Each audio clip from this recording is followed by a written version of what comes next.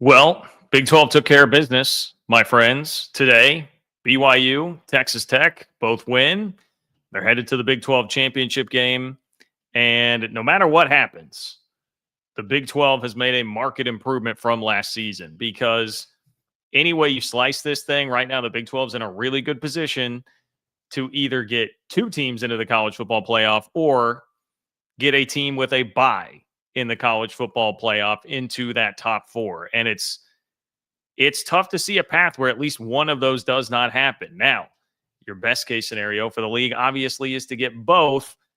That is going to be a tough putt, especially with Texas now entering the chat. And you bet I have some thoughts about that. I will discuss that coming up here. But thank you all for joining me. I hope you had a wonderful Thanksgiving. I was enjoying some Thanksgiving festivities actually earlier today while all these games were going on. So shout out to my family for making some time for me to be able to do that as well. But we've got a lot to break down here, man. Texas Tech just not even in any way kind to West Virginia today. 49-0. Red Raiders shut out the Mountaineers in Morgantown, which, I mean, West Virginia is a team that have been playing a lot better. Like Texas Tech absolutely looked every bit the part of a top four team in college football today. It was a slow start for BYU, gave everybody a bit of panic at the beginning of the game, right? 41-21, though, is the final. BYU ripped off 31 straight after falling behind 14-0. And the Cougs get it done by 20, proving that they are definitely not last year's BYU team, okay? And I will explain that in just a moment. But as you file in, please do like the video. Please subscribe to the channel. This is Open for Business, the world's best Big 12 podcast. Subscribe, like the video. All of that helps. If you're on the audio platforms, make sure that you rate and review. That is very, very helpful to me. And get signed up for the Open for Business Big 12 newsletter. You can do so at ofbnews.com. That's ofbnews.com. Or click the link in the description of this video. John Kurtz-4, if you are not watching live and you want to slip me a question or comment for the live show tomorrow, then I will get to that. That is a way to guarantee that you can get to that. If you're here, make sure to fill up the chat. And then if you want to guarantee yourself a place on the show tonight, click the $ below the chat box. That is how you submit a super chat. Man, I'm already seeing ridiculous take. I would love to know, Magnum Wrestling, what's a ridiculous take about the Big 12 getting either two in the playoff or getting a playoff bye, because that is not a ridiculous take. If you are saying two teams in the Big 12 is a formality, then that is a ridiculous take. It is certainly not. But the easy thing here, Magnum Wrestling, I'm just going to walk you through the math here on this instead of an emotional response. I take it here, your anti-Big 12 emotional response at seeing two and playoff in the same sentence as Big 12. Follow me here, Magnum Wrestling. It is possible that BYU beats Texas Tech next week. They're going to play a football game in the Big 12 championship. It's in Arlington, Jerry World, where the Cowboys play. Assume you've heard of it.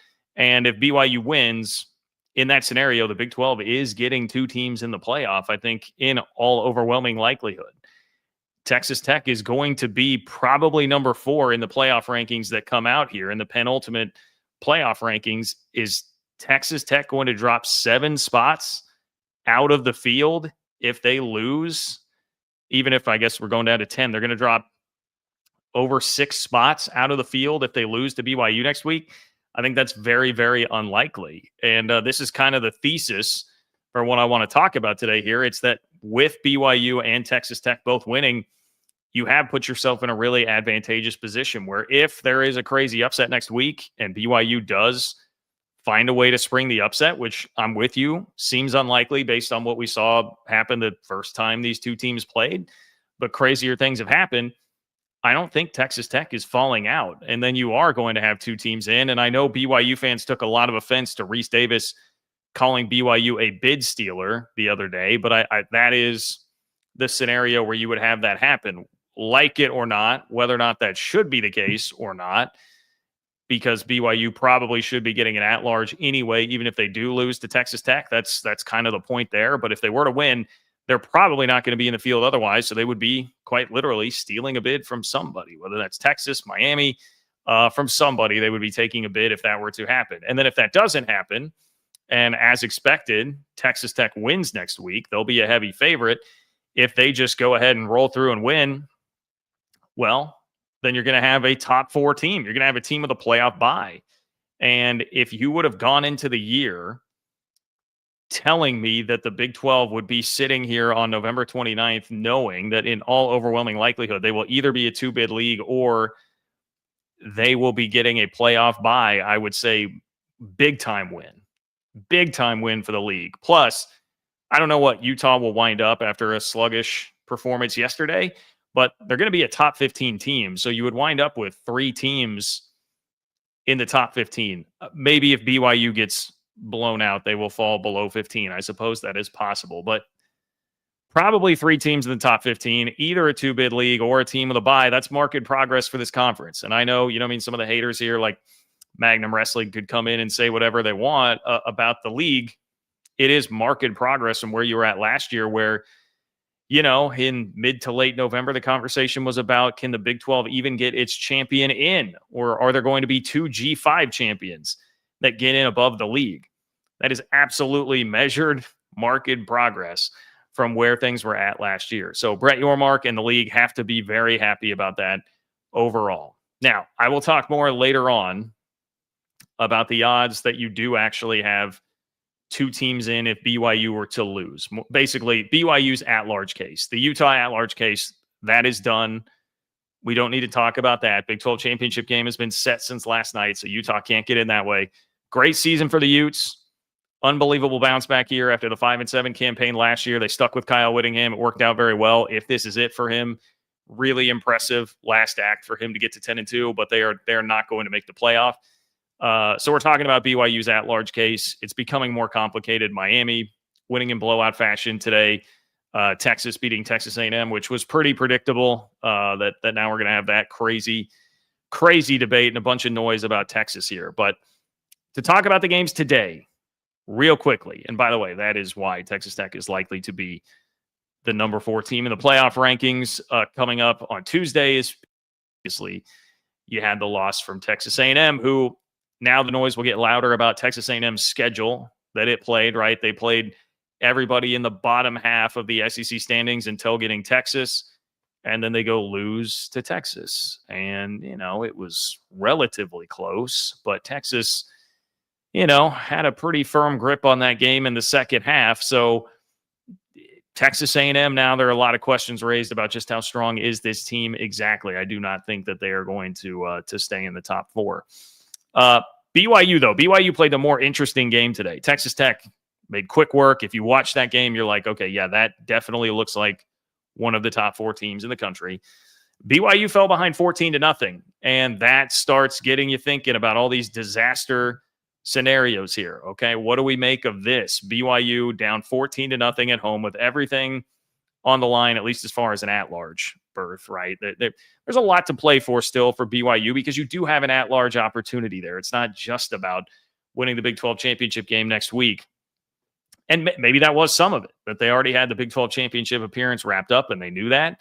Maybe that is a part of why Taven Jackson, completed, 8 of his first 9 passes for 110 yards and was just finding creative ways to carve up BYU up and down the field. He had to scramble and just kind of flick it out of the backfield to his running back down the field that was almost a touchdown until there was a holding call. Anyway, it was an impressive play. I mean, Taven Jackson was creative, and honestly, UCF did a pretty nice job, I thought, moving the ball throughout a lot of the game today. 296 total yards, nothing crazy, but Taven Jackson threw for 232 yards and 2 touchdowns. Pretty decent outing. They couldn't run the ball at all, but Taven Jackson was finding ways. And you start to think like, okay, well, remember last year's BYU team, right? They're playing a 5-7 Kansas team at the end of the year with a lot on the line. And against a 5-7 Kansas team, when you have Jake Retzloff at quarterback, less margin for error, BYU falls into a tight back and forth game. They don't have the firepower to overwhelm that team, and they wind up losing. And that team keeps them out of the playoff and the Big 12 championship game last year. But this team is better. People can take their shots at BYU if they want to, but this team is absolutely better than last year's team. And today was a perfect encapsulation of that. You fall behind 14-0, but you have the firepower to throw 31 unanswered on UCF. And a lot of that is Bear Bachmeier for sure. I've made that point over and over again this year, just how much better BYU is at the quarterback position and how much of a blessing in disguise actually it was. Everything that happened this offseason with Retzloff, not that he's having a bad year either this year, by the way, but Bear Bachmeier just casually throws for almost 300 yards and a touchdown. Not his best day running the ball, but he is becoming so much better a passer. Like the strike that he threw to Parker Kingston for a catch and run touchdown on a third down. I was sitting there like thinking in my head, like, why aren't you just running for the first down? But he just fires a rocket in stride and Kingston has a TD. Like, he just knows how to make big plays, man. They have more big play ability. He did it today without Chase Roberts, who I think probably more precautionary, held out to try and get him back next week for the Big 12 championship game. Good call, by the way that is going to work out. But even just the whole team, like, one, I guess BYU's more experienced. They've been through it. They're used to being in this position because they were last year. But just the whole roster up and down, the defense all of a sudden starts getting stops. They figure it out. Special teams contributes with a touchdown, a Kingston punt return TD. It was like all three phases came together. There was no panic at all. They're up by halftime. They've blown it open fairly early in the second half at 31-14. And then even when UCF marches right back down the field and gets it to a 10-point game, BYU throws yet another counterpunch. I mean, they've got too much. They're too good of a team. And I know the gap looked pretty large between Texas Tech and BYU when they played on the same field. But regardless of what you think about that, I think it just, to me, and this is where a lot of people outside of Big 12 country will disagree, but to me, that proves more about just how good Texas Tech is versus what BYU is, because I still think BYU is definitely a playoff-worthy team, and Texas Tech, yes, does have that kind of a gap on them, at least from what we saw the first time. But BYU is good enough to take punches like this. And I know the discourse from people outside of the Big 12 will be, well, UCF sucks. UCF's not a good team. They're finishing 5-7. Can I rattle off a couple of results from this season against 5-7 type of teams this year for teams in the SEC, et cetera? How about Alabama down in the fourth quarter against South Carolina earlier this year before rallying to win? How about Texas A&M down 30-3 at halftime to South Carolina before having to rally to win? Texas, who's a huge part of this conversation, right? How about Texas being in overtime with 5-7 Kentucky earlier this year? How about Texas down 17 in the second half at 5-7 Mississippi State, right?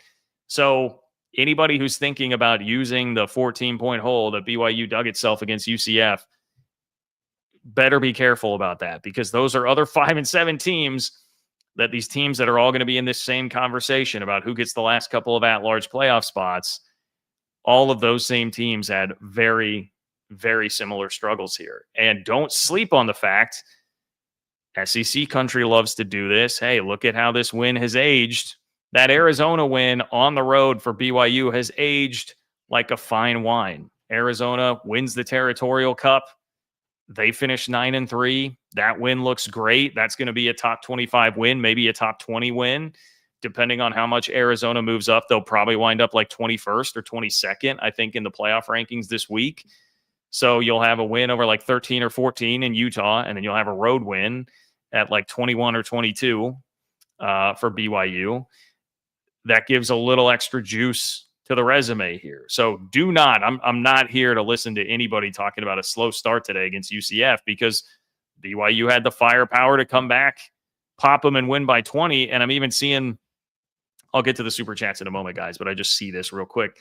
BYU was not impressive today. Okay, well, they won by 20.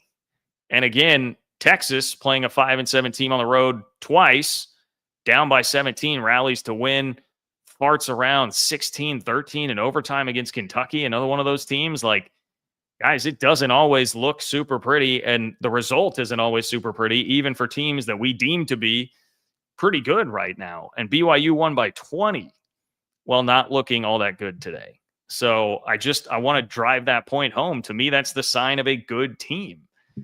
They just found a way, man, and they keep leaning on L.J. Martin and Bear Bachmeier. And hey, L.J. Martin had 3 touchdowns, but 4.3 yards per carry, 95 yards. It was not like a quintessential day, but BYU still had 407 yards of offense. And that's really it. Like they can get it through the air even without Chase Roberts, arguably their best receiver. They throw for 289 yards today. So I'm still, in a way, I'm almost more impressed by BYU because of that. Because they showed me once again, this is not last year's team. They've got more ways to win a game than they used to. I know a lot of like the Josh Pate conversation around BYU Texas Tech the first time was, hey, nobody has put BYU in a position to have to throw to win the game when they've been in a deep hole. And I understood the point that he was making. I think, though, BYU has been there. The thing is, Texas Tech, if we're talking about Texas Tech making BYU have to throw to beat them, that's just a totally different animal than anybody else in the league and anybody else outside of like 3 or 4 teams in the country, because Texas Tech's defense is just that good. They are just that good. And so can BYU do that against Texas Tech next week? I mean, I still doubt it. We'll see. I'm going to afford them the opportunity to try again. I still doubt it. But in terms of like anybody else, I mean, they've proven that they can do that. And so to me, they have more ways to beat you this year than they did last year. So there are some thoughts on the BYU game. As far as Texas Tech goes, man, Texas Tech just drilled West Virginia. If you go look at this box score, I mean, it's one of those that jumps out at you. Texas Tech outgained West Virginia 572 to 180 today. Held them to 37 rushing yards. 37 rushing yards. And like that's what this West Virginia team has been doing really well. Rich Rod has figured some things out there. Scotty Fox has been playing a lot better at quarterback. They outrushed them 188 to 37 today. Again, it was kind of the best case scenario for Texas Tech, where Baron Morton doesn't have to play virtually the entire second half. He played 1 series of the second half, and you can get him out. And that element of Texas Tech's game looked good today. Baron Morton completed, he had 310 yards passing for 3 touchdowns, no picks.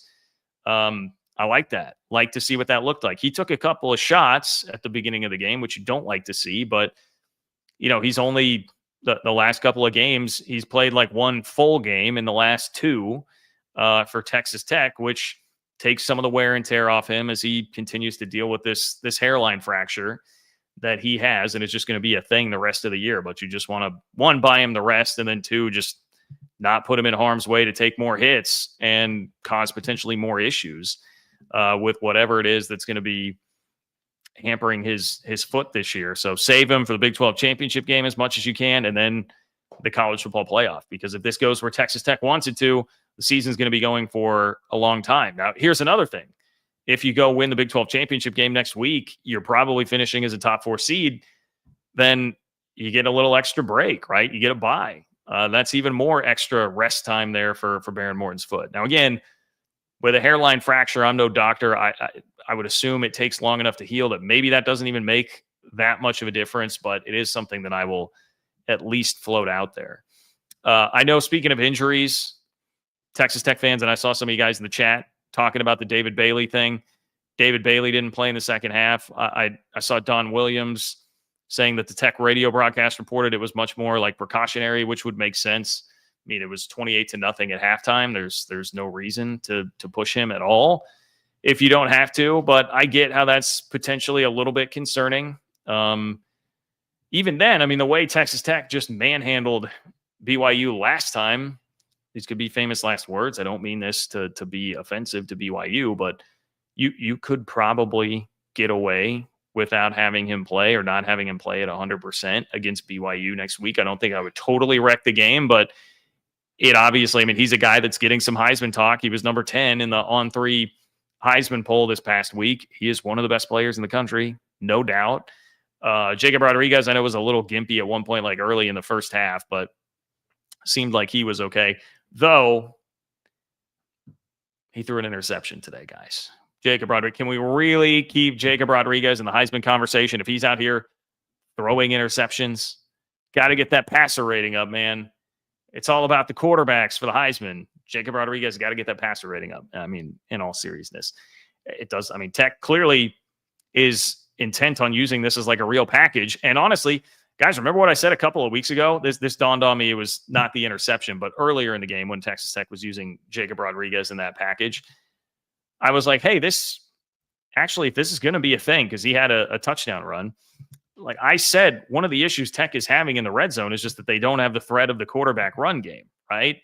Because you don't want to run Baron Morton at all. So actually, if Jacob Rodriguez, they really trust him to like run the football and have some sort of wildcat package there, it can be legitimately helpful in the red zone for Texas Tech. Like that can be something that is utilized as a weapon. I think we learned you give a guy like that the opportunity to throw the ball. You see this all the time on trick plays. They get too over anxious to try and throw it. They want to, Jacob Rodriguez, a former high school quarterback and college quarterback briefly at Virginia, he wants to go back to the days of throwing the ball around. He gets excited, so he's gonna try and wind up and throw it. That they'll need to work on that, but I do like the fact that appears to be like a legitimate package. That was not just like a one-time. Like remember Johnny Manziel? Did he kick an extra point? It not quite as gimmicky as that. This may actually have some real utility to it. And hey, Micah Hudson coming out of nowhere to catch 2 touchdowns today. First 2 touchdown catches of Micah Hudson's career. Former 5-star recruit. It's been through a lot. Left to go to A&M. Came back. That was cool to see. I'm sure Texas Tech fans really, really enjoyed that. So, look, I think Tech's going to be a top 4 seed if they win next week. I was trying to go through the scenarios in my head. Like the SEC championship game, I guess, depending on who wins the SEC championship game, maybe I forget A&M. Does A&M still go if Bama wins today? I was trying to remember how all that goes. The scenario, someone in the chat can help me out. But I was thinking, hey, if A&M were to then win the SEC championship, does that vault them back up? I was trying to think like who could have the juice to actually leapfrog Texas Tech, but I think it's very unlikely to happen if Tech just takes care of business. So that's a great thing, man. I mean, it would have been, you could debate, you could have a healthy debate. Is it better for Tech to get an opportunity to just like whitewash Tulane or whoever the G5 rep is going to be in the first round and then move on to play just for the PR of having a blowout win and showing that you are that, for all this, Big 12's a G5 conference, and you could have your champ go out and just crush one of those teams in the first round of the playoff. There is an element of like, hey, that could be nice. But if you're thinking about the combo we had earlier this year, less separation between 1 and 17 in the SP Plus by far than there's been in years. And hey, better chance to win a national championship. It is absolutely a much better thing to not have to play the first game if you're thinking about how far can we really take this thing to win a national championship. So that's very, very good news. Very, very good news for Texas Tech and the Big 12. Okay. Okay, my fault. DZ Low, thank you. Bama win and Bama goes versus UGA. Bama loses and Ole Miss versus UGA. Okay, so I guess like Ole Miss, that could be the scenario, right? If Bama loses and then Ole Miss goes and beats Georgia in the SEC championship game, does Ole Miss then have enough juice to jump Texas Tech? I think that could be a conversation. If you're talking about some way that Tech wouldn't wind up in the top 4, that could be a conversation. Thank you, guys. Appreciate you being on top of that for me. Okay, let's get to some super chats, and then we still do need to talk a little bit about Texas. A little bit about Texas, man. You knew. I mean, I knew. Boy, the second that game went final, it was like, this is going to be annoying. We are going to hear about this for 2 straight weeks. It is going to be an all-out freaking blitz, a media blitz from Greg Sankey, Steve Sarkisian, and the SEC to try and get Texas into this thing. All right, Payson Cougar fan, thank you for being here, my friend. Payson Cougar fan says, if BYU plays like they did today, it will be bad. Referencing, of course, the Big 12 championship game next week. Yeah, I understand the sentiment there. It probably would be. It's going to take a much better effort than what we saw the first time against Texas Tech. It's going to take a better effort than what was out there today. I would agree with that, but I also would just submit that there were plenty of reasons to believe that this might have been, whether it's distracted, sleepwalking, just a little. It was an early game, right? 11 a.m. Mountain Time. You already know you're in the Big 12 championship game. Chase Roberts isn't playing. You see that UCF's 5-6. I think there are reasons to believe you wouldn't be as fired up. Remember Chase Roberts' comments immediately after the first loss to Texas Tech, and he was like, "We're going to see him again, and we'll beat him."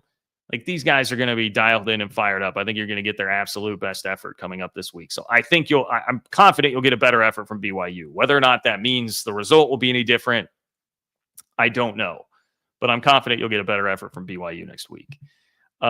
Securities attorney HB, appreciate you, my friend. If BYU gets blown out by Tech again, do you think the committee won't give them an invite? I do think it is highly unlikely that BYU gets in if it's a blowout. I think you would need it to be a close game, and then I think you probably need. I mean, what is the Oklahoma score right now? Like, you probably need Oklahoma and or Alabama to lose. Looks like 3-0 LSU. Although that might be behind. Let me make sure that this page is refreshed. 3-3. There we go. Okay, 3-3 heading into halftime. That's good news. You definitely want an Oklahoma loss. Vanderbilt is losing to Tennessee. That's a very good thing. You definitely would want a Vandy loss, and then you definitely would want tonight in the Iron Bowl, Alabama to lose to Auburn. So some things could happen to make that potentially more advantageous for BYU, but it would certainly serve the Cougars very well to play a close game. Prove that you are not the team that everybody saw in Lubbock, because that's when, like it or not, that's when most people saw BYU this year. Certainly when most people saw the most of BYU this year was in that game in Lubbock. So you need to show them when everybody will be watching in, virtual standalone spot there in the early window next week and Conference Championship Saturday. You got to show better for yourself there. You got to. Securities attorney HB, thank you for your support again. Do you think Tech can get to the final? Which teams in the tournament pose the biggest challenge to Tech? I think there's at least like an outside chance that Tech could do it. Let's go pull up. In order to walk through this exercise, I'm going to pull up the latest bracket that, the bracket of what it would be right now if the playoffs started today. The one thing I will reiterate, I say it all the time to you guys, but I thought it was such a salient point earlier this year. Pre-pandemic, the gap between number 1 and number 17 in ESPN's SP Plus, which to me is the best efficiency metric out there, the gap between 1 and 17 was 3 touchdowns. This year, at least as of the middle of the season, it was 1 touchdown. So that means everybody's way, way closer. If Texas Tech, say they are the 4 seed right now, so A&M drops out, like Georgia's a 3, Tech's a 4, who would we be looking at as like a 5? You're looking at Oregon, say, maybe, Oregon beats Washington, they're the 5. You'd get neutral against Oregon. I definitely think Tech can win that game. I think it would be very close. I think I saw, did Josh Pate have the hypothetical line from FanDuel at one point earlier, and Tech was a slight favorite? I feel like that maybe is the case. Even the FanDuel advanced lines for some of these games have been pretty favorable to Texas Tech, where Tech would be right there. I think that's a game they could definitely win. The problem then on that side of the bracket is if you're going to be the 4, then you would wind up in the semi against Ohio State. And Ohio State does look pretty good, though. What did the final wind up being today against Michigan? Michigan hung around. Michigan hung around for a bit. 27-9. I think Texas Tech would have a very hard time scoring points on the Ohio State defense. That's a lot of the issue. If you somehow wound up on the other side of the bracket and it's Indiana, then as the 2, if that's who you're playing, I think that's more doable if you're winding up playing them. But eventually you'd run into Ohio State in the national championship game. So some of that would be about avoiding the Ohio State half of the bracket there. But I think it's at least within the realm of possibility. Look, Texas Tech's defense is like national championship good, full stop. Any year, that is as good as any SEC defense that you're going to see year in and year out. They are 100% that good. And so if you get just enough from Baron Morton in that offense, or Jacoby Williams, Cameron Dickey, those guys, if you get just enough or the defense is going to score for you. I mean, they can do it. I wouldn't predict it, but I think Tech definitely has a good chance to get to the semifinal of the playoff, and then we'll see what happens. Gentle Brutality says Tech had people playing QB I didn't know were on their roster. Can they even make it through the Big 12 championship game healthy enough to play a playoff game? Well, Gentle Brutality, I mean, I would remind you that was not because Baron Morton got hurt. That was because they were up by, 5 touchdowns at the point that Baron Morton got taken out of the game. So they're just saving Baron Morton. Mitch Griff's, now that is, I guess that's something I had Texas Tech on like a secondary screen by that point and was not watching it as much. I know Mitch Griff's only played a little bit. He threw one pass, and then it went to the freshman, Lloyd Jones, who is he was a top 250 recruit. That's no slouch. Like, that was a 4-star recruit at quarterback that was playing. So Lloyd Jones is not like, that's not a nobody. Bear Bachmeier is a true freshman quarterback of a similar caliber, higher, but similar-ish, right? But that's who was playing quarterback for a lot of the game toward the end there. And he threw 2 touchdowns today. Lloyd Jones, by the way, in mop-up duty, 4 or 5 for 74 yards and 2 TDs. But Gentle Brutality, I mean, you're right. The question, and it's not just healthy enough. They've got plenty of depth in a lot of places. The question is, can they stay healthy enough at quarterback? The question is, will Baron Morton hold up at QB? That's definitely the question. It's a valid question. I don't know is the answer, because, even like I said, he took some shots early in the game. West Virginia got a little bit of pressure on him early in the game. Tech is going to have to protect him like crazy in a playoff game, and that is something that you should definitely worry about. It's a valid question to ask about what happens. West Virginia had 4 sacks today, by the way. Valid question to ask, but I wouldn't base it on the fact that Tech was playing a freshman at quarterback today. Big Lyman 34. If the remaining playoff teams win today, do you think the committee would push out Notre Dame for Texas? I feel like that's a possibility given SEC bias. Wow, push out Notre Dame for Texas. I don't. I mean, I feel like people look at Notre Dame right now like Notre Dame is maybe one of the 4 or 5 best teams in the country. I think that's the way people feel based on the way that they are playing right now, right or wrong. So I don't see that, but, yeah, I mean, I guess Notre Dame is in that like 9 spot. So I see what you're getting at, that Alabama's at 10. That'd be SEC on SEC crime, right? If you're going to move Texas all the way up there. I don't know. To me, it feels like Oklahoma becomes a more interesting argument. If it's like a close win for Oklahoma at home today against a bad LSU team, is it then like, well, hey, Texas beat Oklahoma? Texas, yes, has a 3rd loss, but that was a non-con game against Ohio State, who's better than Michigan, who Oklahoma played. That was also on the road. Could almost start to see a better argument for Oklahoma being knocked out of there than Notre Dame. But no, I don't. I definitely don't see Notre Dame getting taken out of the field for Texas. But that's an interesting point that you bring up. And that would be the ultimate brand test, man. Who does the committee like more? Who will they fawn over more? Is it 3-loss Texas or 2-loss Notre Dame? Both of those logos. Boy, that is a question, Big Lyman 34. That is a good question. And speaking of, by the way, lots of people in here. Please do like the video. Please do subscribe. If you're new here, I talk college football from a Big 12 perspective all week. Bunch of live shows throughout the week during the season. Your subscription would mean a lot to me. You can subscribe also to the Open for Business Big 12 newsletter at ofbnews.com. That's ofbnews.com.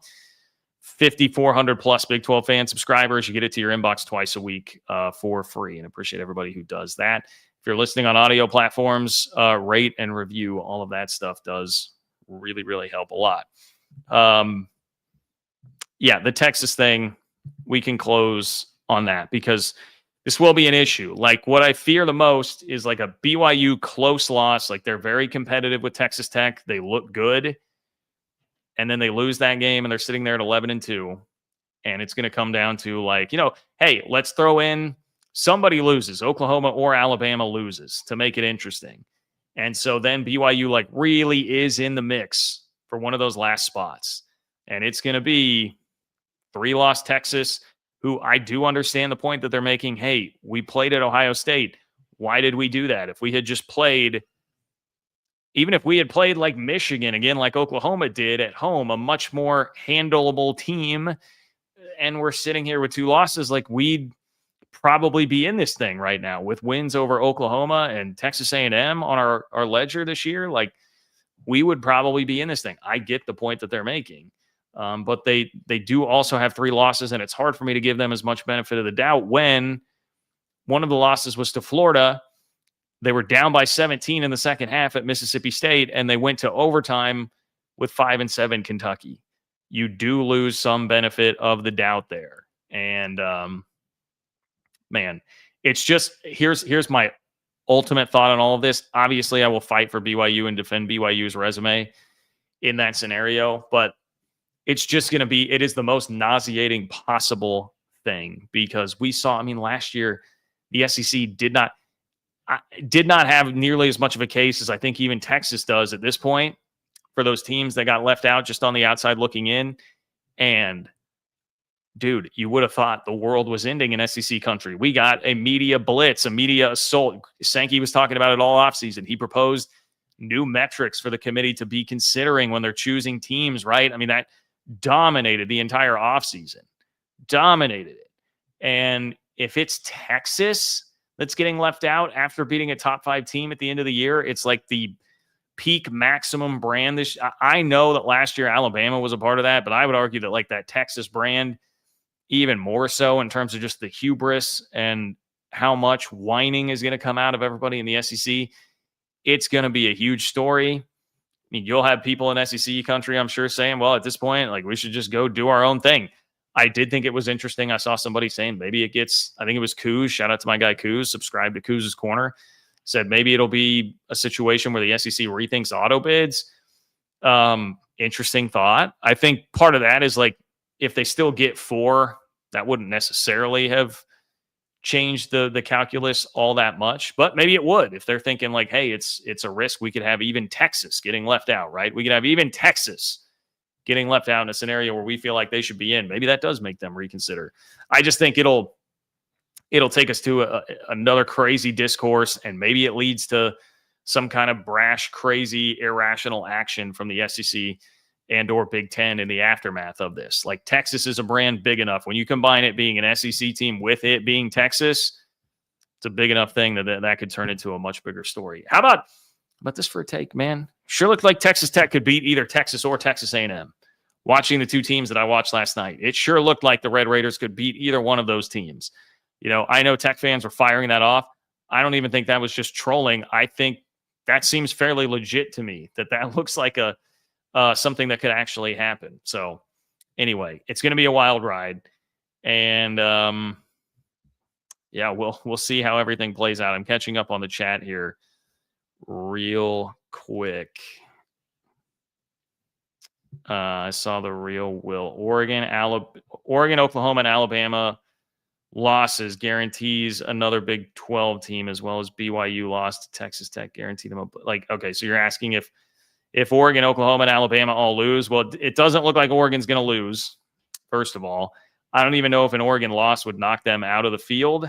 They're all the way up there at 6. I don't think an Oregon loss is knocking them out of the field. If Oklahoma and Alabama both lose, it will get very interesting. If BYU plays a competitive game, I would still throw in the caveat of they need to play a competitive game against Texas Tech. But anyway, this has been fun. I appreciate all you guys making some time for me. I hope you had a great Thanksgiving. I hope you enjoy the college football tonight, man. This is the last of the regular college football Saturdays that we get. I mean, Conference Championship Saturday is great, but like these days are precious throughout the year, and we are here at the end of the season. So I'm going to enjoy the heck out of what we get tonight. Just savor it. Savor it, savor it, savor it. Thank you so much for all of your support, for so many people being here, whether you love the Big 12, hate the Big 12, agree, disagree. I mean, we have a lot of people that showed up for this today. So I appreciate all of you greatly. Thank you very much for being here. Please like, subscribe, spread the word. Subscribe to the Open for Business Big 12 newsletter at ofbnews.com. Once again, ofbnews.com. And take care. I will talk to you all very soon, which means tomorrow. If you are new here, I always do a live stream Sunday evening. So be looking for that around 8 o'clock Central tomorrow night, where I kind of wrap up the weekend. We'll have some more in-depth thoughts on everything that has happened. So thank you very much, guys. Take care.